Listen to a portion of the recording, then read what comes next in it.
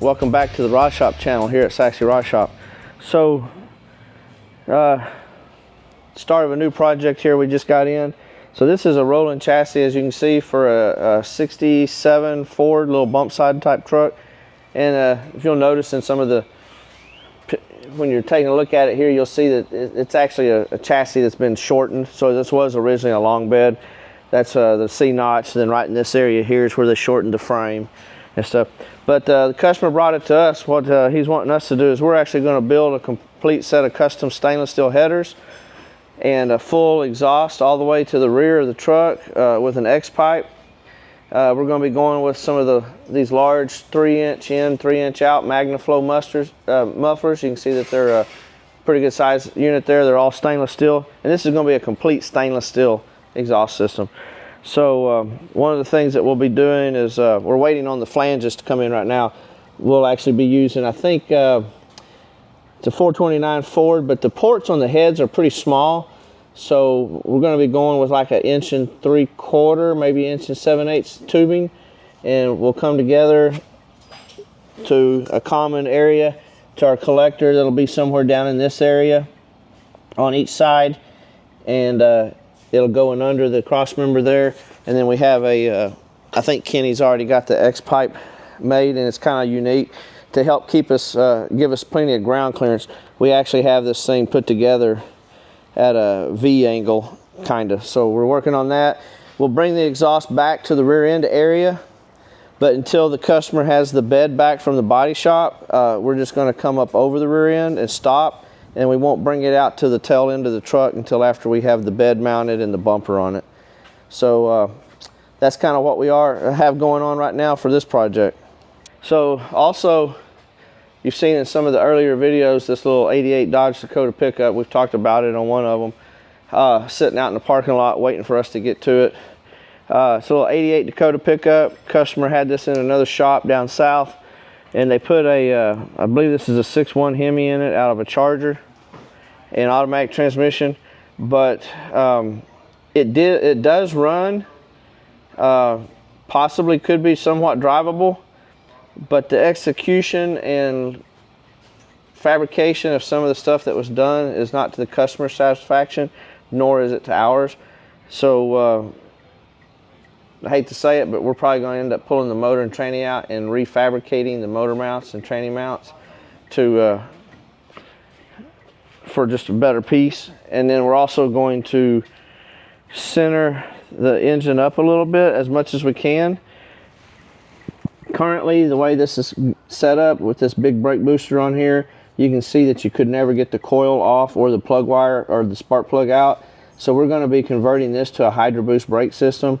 We did have it started earlier, and we did notice that all of the modified fuel system is leaking. So we're going to start from scratch and replumb the system with quality components and lay it out right. Our game plan is to scoot the engine over a little bit to gain a little exhaust clearance over here, go to the Hydro Boost to where the engine's somewhat serviceable. We may actually even move it back a little bit. We have a little bit more clearance back here to where we can gain room for a little bit larger electric fan. If that's not going to allow us to move the motor back, then we're going to look at modifying this area where we can get the radiator forward and get a little bit larger fan on there. And we'll make a one-piece upper radiator hose and just have a short section on each end. We got those things to do. Customer does want to look at us converting it to 4-wheel disc brakes, so we'll probably do that also. So we get into this stuff sometimes where you inherit projects from other shops and you have to come in and work behind these other people. So unfortunately, the customer's paid for this once, and he's going to have to pay for it again to get it like he wants it. So stay tuned and we'll follow along on this project as well.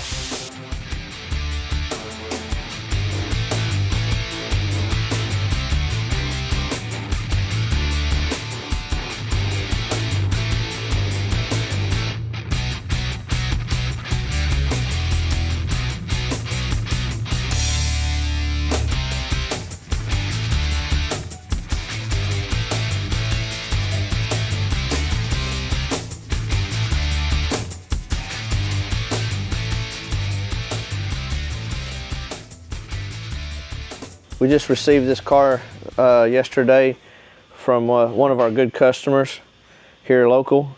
He has this little Yenko Nova here, and this car is kind of unique. So when you think of the Yenko cars, in general, you normally would think of a big block with a 4-speed in them. And this car was actually originally bought during that the beginning stages, I guess, of maybe the gas crunch and the insurance wars, car insurance wars, expenses, stuff like that. So this car is actually a small block car. Let's see if we can get the hood open here. And this is a small block automatic car. Now this has the 360 horse, 350 cubic inch motor, the LT1, and been fully restored. And just recently at one of the collector car, muscle car shows up north in the Detroit area, this car just received 98 points out of 100. So this is a pretty nice car. And the reason it's here is it ended up with a small chip in the lower rocker. So it's here for us to blend and match the paint, repair that before he takes it to his next show. But this is a very nice car. It has a few things that were unique about it. Factory, I say factory, the Yenko floor shift was added in it.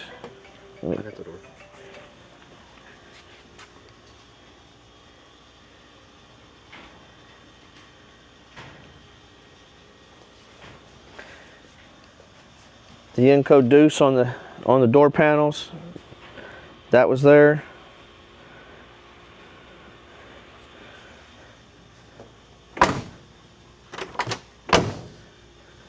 So this car, when it was originally bought, was used as a daily driver. A lady bought this car, family, husband and wife bought this car, and apparently the wife drove the car for her daily driver for close to 20 years. And then it was stopped being driven and then later on restored. So this is a very nice car. We're honored to get to try to do the repair on it, and I think Anthony's going to knock it out of the park when he gets the right color blended. So that's what we have in that we're working on. This is the rear panel for the 54 Ford pickup right here. Tommy's currently laying out the material, the vinyl. He's going to cut it out and get this all done. We're working on that. We've got the cab corners done, the speaker mounts made. As soon as this is done, we'll finish up the carpet and then we'll start buttoning up the interior on that.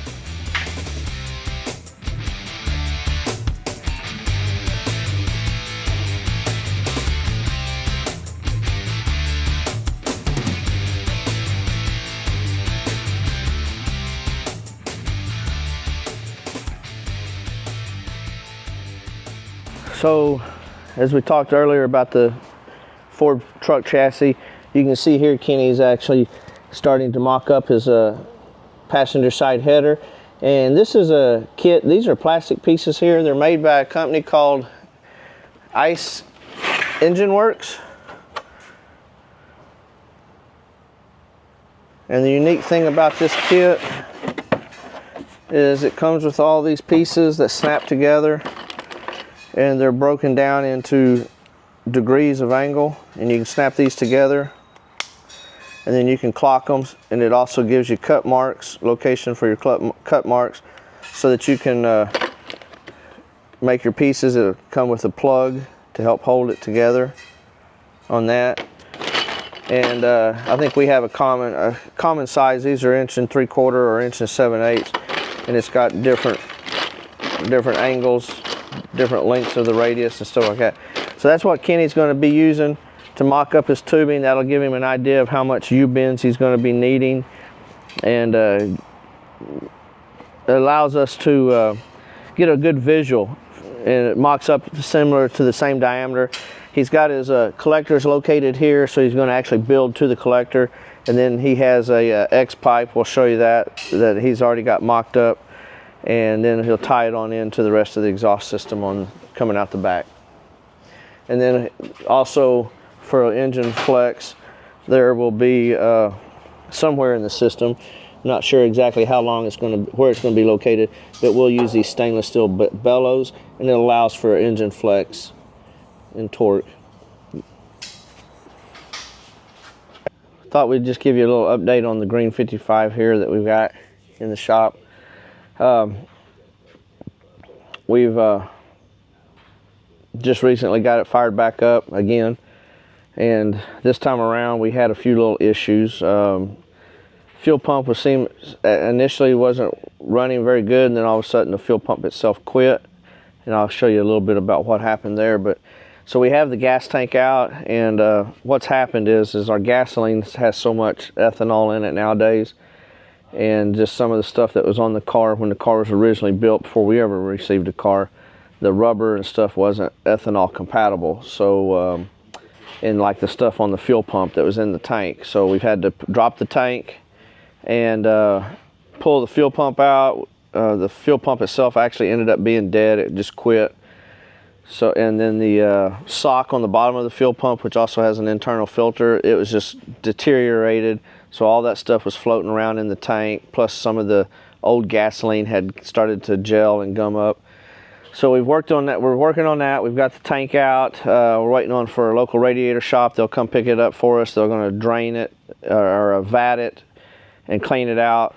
And then we're going to actually go ahead and weld us a drain plug in that stainless steel gas tank, so that the next time that there's ever an issue, the tank can be drained without having to pull the fuel tank out from under the car. So then also, once we got the thing fired up and double checked some of those circuits, this car originally came in, it had 4 subs in the trunk. It was like way overkill, and some of it really wasn't compatible for what the customer was wanting.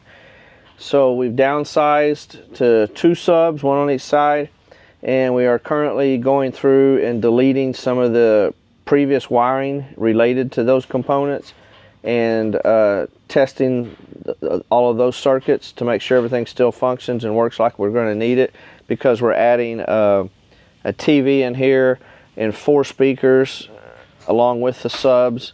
All that's going on in the trunk. We will be relocating this switch. This little switch here is for this has a kind of a neat little deal. It's for a gas fill door. Let's see if we can get this to work. So this opens and closes with a linear actuator, instead of the kind that swing out to the side. This one will continue out about this far, and then you flip the switch. So we're going to relocate this switch where it's hidden and where it's not visible in the trunk area. We're going to be doing that. We have, let's see what we got going on here on the inside.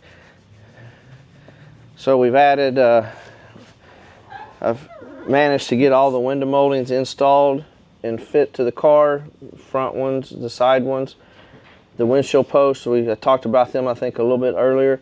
We got the tweeter pods made and mounted to the A-pillar post. Now this thing also has a very complicated push button start system on it with remote doors. So there's a sequence. We're going to try to see if we can't streamline that a little bit, where you don't have to go through 3 or 4 different scenarios before the car will start. Trying to get that dialed in there. So that's kind of where we are on the 55. We're getting ready. I'm going to get the car prepped and cleaned in this area, and we're going to go ahead and get the windshield in it. Try to get the windshield in it though in the next week or so that we can go ahead and finalize all of the moldings in here and get them completely done and get that done. We've tested the power windows. All the windows are working still good. So everything still functions on the car. That's kind of where we are at the moment on the 55. It's getting close, everything. I can't think of anything else that we've done or worked on it here lately. So anyway, that's where we are this week on the projects here in the shop. 54 trucks coming along. Anthony's getting the color dialed in. He's spraying the clear right now on the Yenko Nova, getting that stuff taken care of. The 32's coming along pretty nice, and the exhaust system on the Ford F100 chassis is going to start taking shape the first of this next week.